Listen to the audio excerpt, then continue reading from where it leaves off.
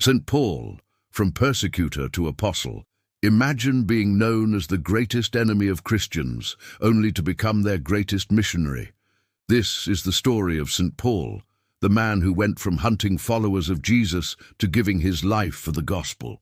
His story is one of transformation, courage, and grace. Paul was born as Saul around the year 5 AD in Tarsus, a city in modern-day Turkey. He was Jewish, from the tribe of Benjamin, but also a Roman citizen, a privilege that gave him rights and protection.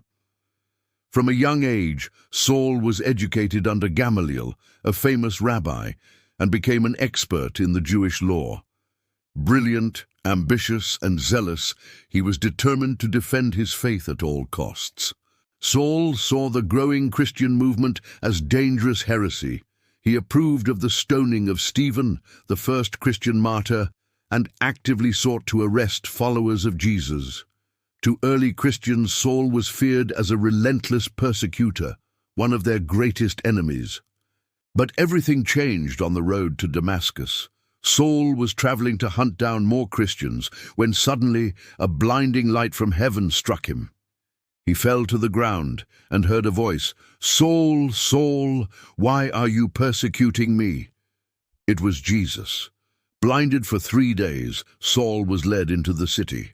There, a Christian named Ananias prayed over him, and his sight was restored. Saul was baptized, and his life was never the same. From then on, he was Paul. Paul dedicated his life to preaching the gospel. He traveled across the Roman Empire, through modern-day Turkey, Greece, and Italy, founding Christian communities and spreading the good news. He wrote letters to these communities, letters filled with encouragement, correction, and deep theology. These writings became part of the New Testament and remain central to Christian faith today. Paul's mission was not easy. He was beaten, stoned, shipwrecked, and imprisoned. He faced rejection from both Jews and Romans, yet he never gave up. He famously wrote, "I can do all things through Christ who strengthens me." His courage turned persecution into opportunity, even converting prison guards. Eventually, Paul's preaching brought him to Rome. During Emperor Nero's brutal persecution of Christians, Paul was arrested.